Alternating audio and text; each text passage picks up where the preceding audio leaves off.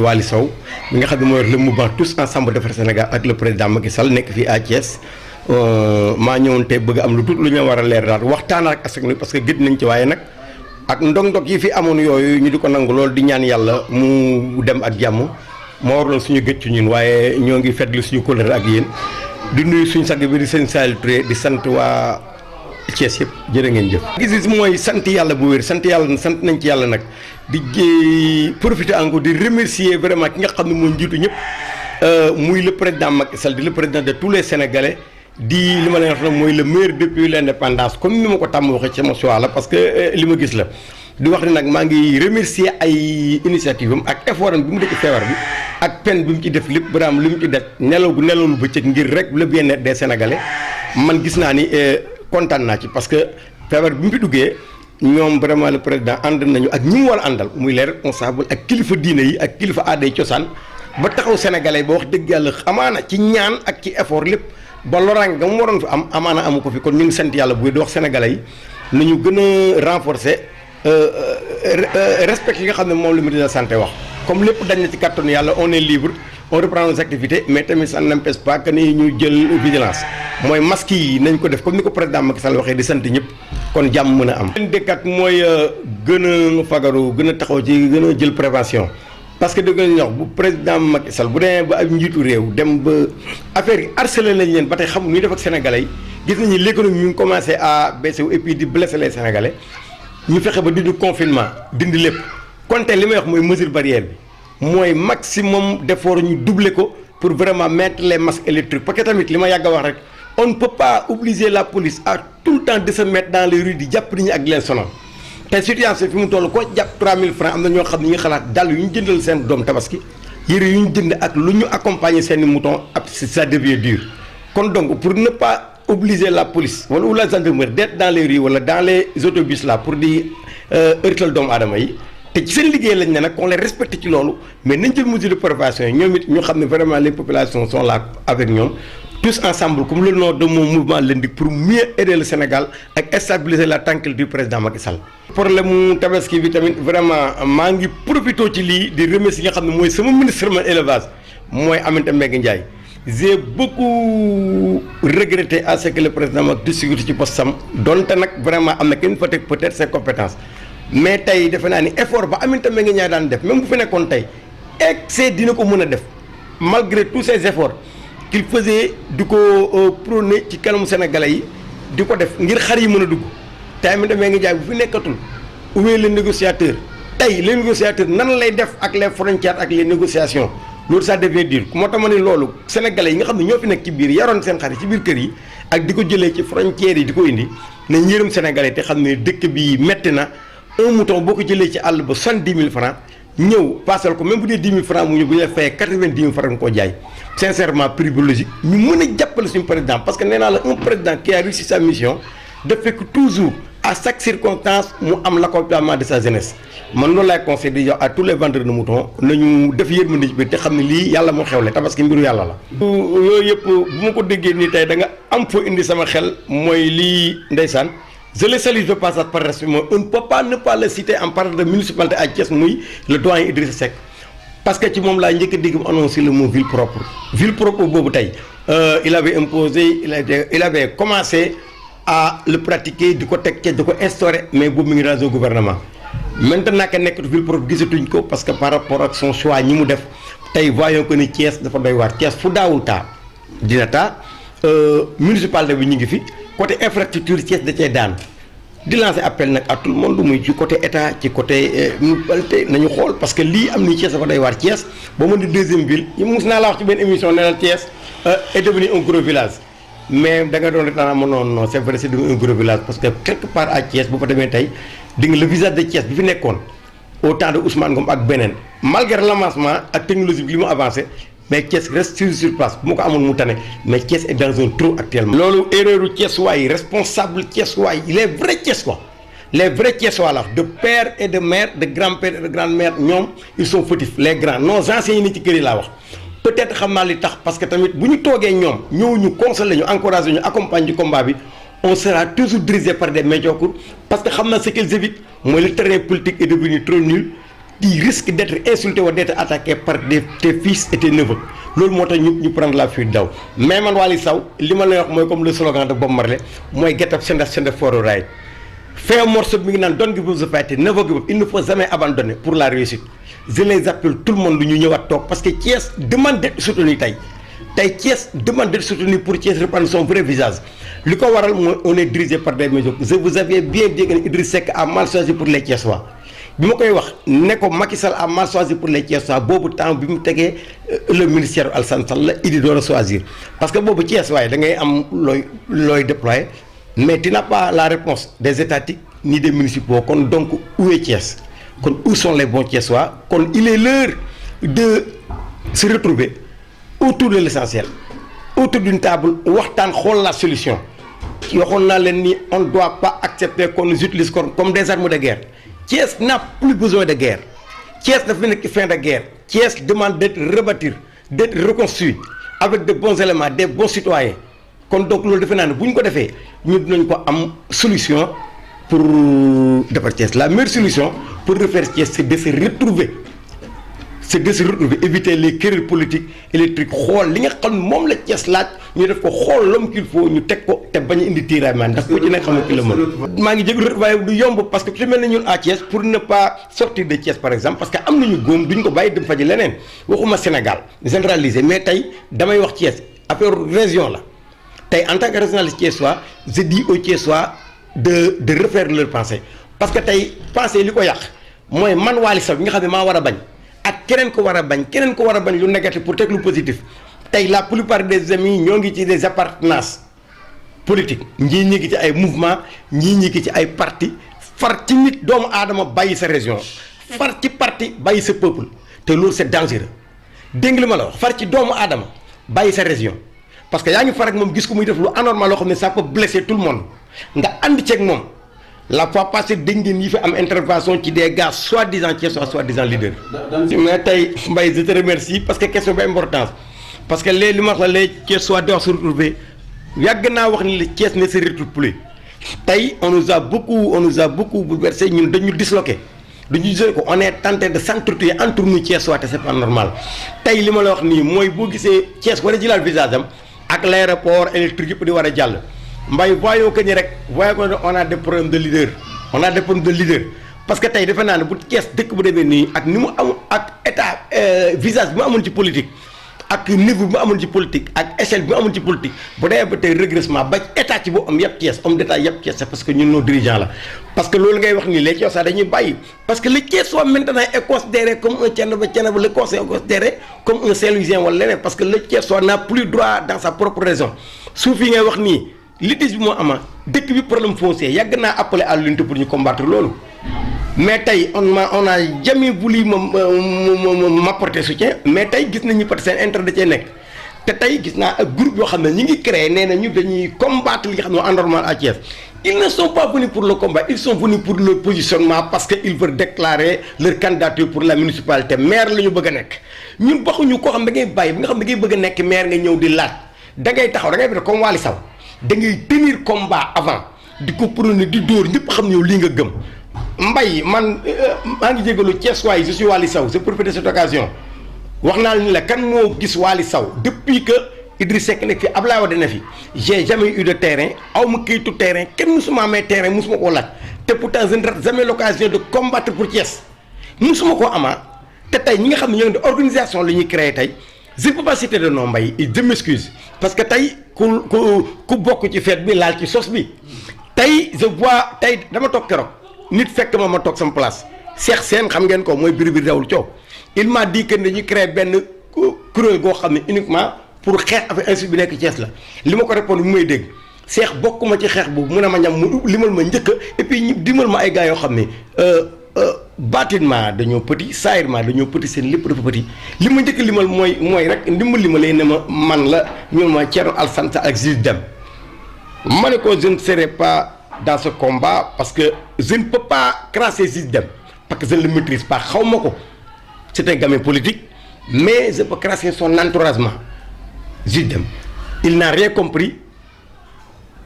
xamul li muy def il est manipulé du ma ànd ak moom ci combat man je ne suis pas à côté de Juge Dème nii à côté de Thierno Alassane Sall ak seen groupe je suis à côté des Thiessois. mënu ma leen bañal loolu mais tey dañu guerre mbay digul ma la wax on ne veut pas des guerriers on est à la recette des solutionneurs mais pas des guerriers des gars yoo xam ne c'est des rancuniers. Juge Dème déglu ma koy conseillé na ko Juge Dème instant bi yow on veut Thiès la Thiès ne veut pas de sale porno lii mooy sale pour li ma xam mooy sale porno sale porno. maanaam mooy lan. dégg nga bi nu fi Thierno Sall porno. maanaam loo bëgg a wax. Thierno Sall porno mooy Thiès refuse et dit non aux sales politiciens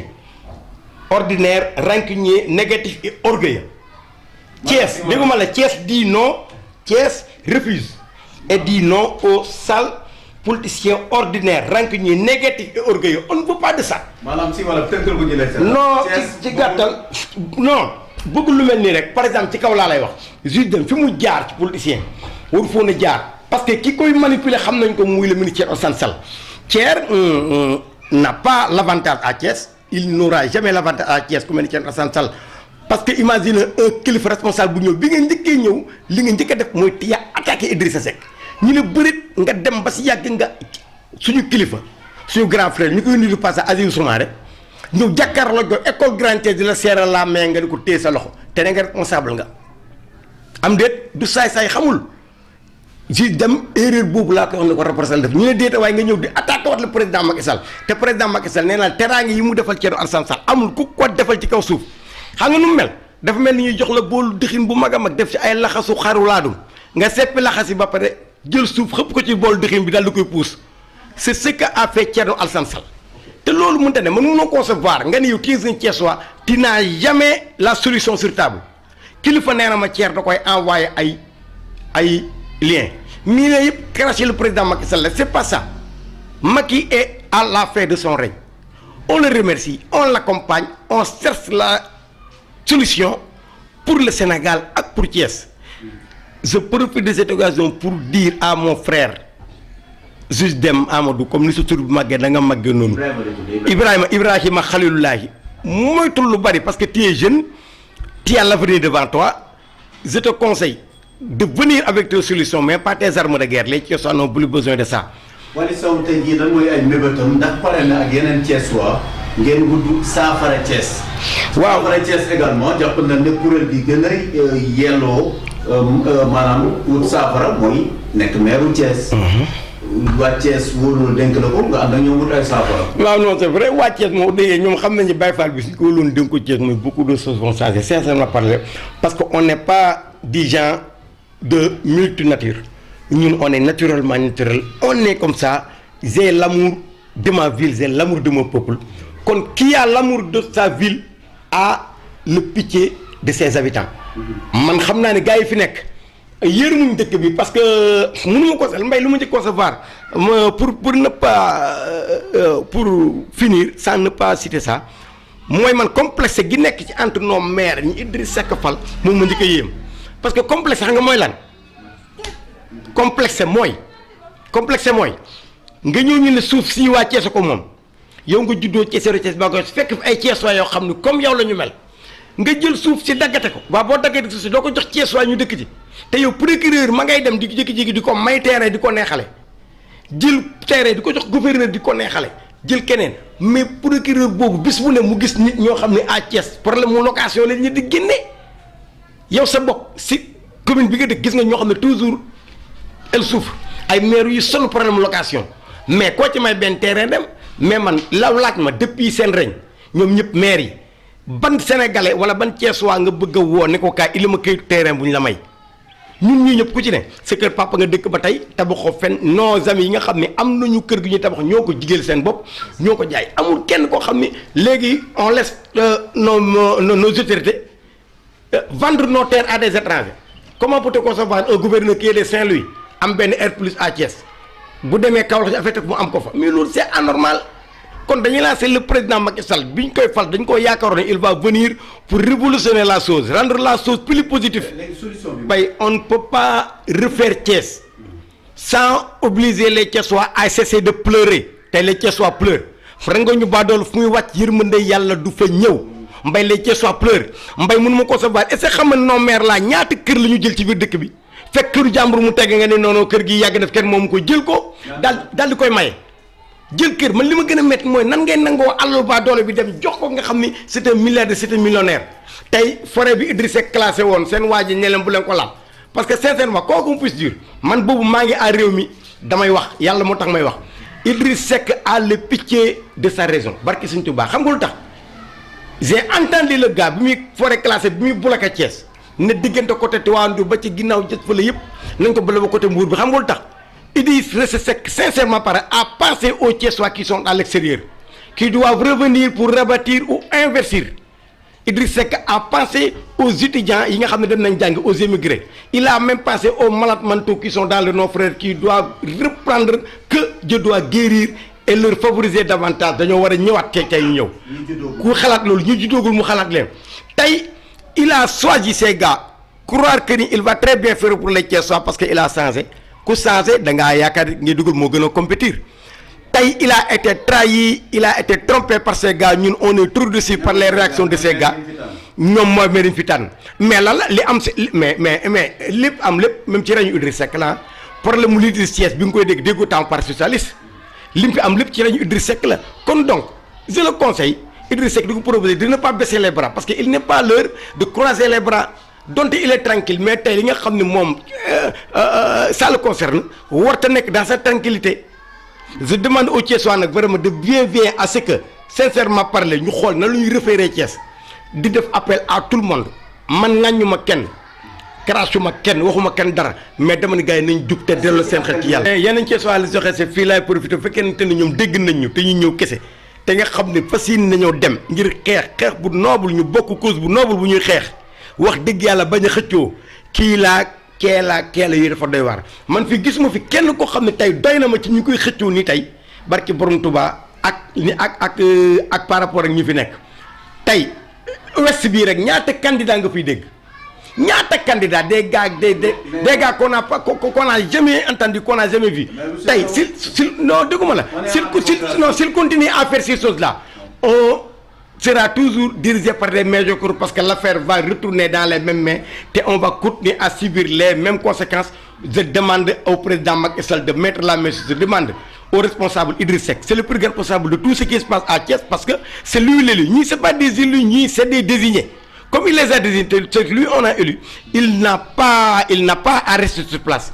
Vraiment, je l'appelle en tant que frère de venir nous joindre parce que vraiment on souffre. Et vraiment, on veut libérer les Thiessois. Instant bi Thiès demande l'homme de la délivrance parce que Thiès est trop séquestré, Thiès vraiment est trop fatigué, Thiès est trop torturé par la municipalité. Un gars très courageux, je suis un gars qui ne cesse jamais de combattre pour le bien-être de mes Sénégalais. Man j'ai même ambition d'être le président Macky Sall, de remplacer parce que son maturité avec son petit Sénégalais maintenant. Je lance appel à tout le monde de venir à côté de Walisson pour resolutionner l'affaire. Résolution parce que affaire bi yàqu na tey les Thiessois déggu man la les anciens Thiessois les vrais Thiessois les responsables les notables Thiessois sont restés à l'ombre parce que ils évitent d'être humiliés par des gosses soi-disant politiciens. am may sama dernier mooy que ñu fexe ba Sénégal jàmm am fi ñi fi jàmm amee mooy nit ñuy jub gi bàyyi rango ñu baadoolu ñuy tuur Mbour 4 Mbour 3 fayu biir Thiès foo dem gaa yaa ngi jooy c'est parce que ñoo ngi leen toroxal waa léegi ñun fekkee dañuy toroxal amuñu Idriss Seck bu ñu xeexal amuñu président Macky Sall bu ñu xeexal wax dafa doy waar tey Macky Sall dañu jox ne ko lii muy def loo ministre yi nan leen demander xaw ma lan day wax seen bien mais na wàcc fépp na wàcc ñun bëgguñu kenn torox waaye bëgg na ñëpp ànd ak ñun tege ci yoon on ne peut pas concevoir ces genres de choses je demande aux Sénégalais vraiment de ranger l'affaire comment ranger l'affaire mooy régler l'affaire dans la sans faire de bruit parce que bruit baaxul bruit bi bu ñu ko gën a yëngal ñoom xanaa xamu jëloon virtuo mais nañu ànd tous ensemble dans la tranquillité dans la disponibilité dans la transparence régler ko man daal j'appelle tout le monde képp koo xam ne kii à Thiès te nga bëgg a nekk l'homme de la solution te lii metti la nag metti la waxuma rek nga bëgg a nekk maire mais mu metti la rek nañ ñëw xeex amaana bu ñu àndee di xeex dinañu trouver l'homme de la solution nga xam ne yàlla moo ñu ko yebalal bu ñëwee il va redresser l'affaire sant yàlla maa ngi jéggul du nuyu ñëpp nag di wax mon frère Ziz Dème tu as l'avenir devant toi romps ta relation ak Thierno Alassane Sall nee naa la lii Thiès waay bëgguñu ko Thiès maintenant ñoo jéngu Thierno Sall bii mi ngi nii moom laa bind Thiès refuse et dit non aux sales politiciens ordinaire rancunier négatif orgueilleux parce que man damaa gis l'homme de la solution mais tey un rancunier ne peut pas nous diriger je vous remercie Sénégal merci maa ngi gërëm ñëpp nag ci barkeb Cheikhul Khadim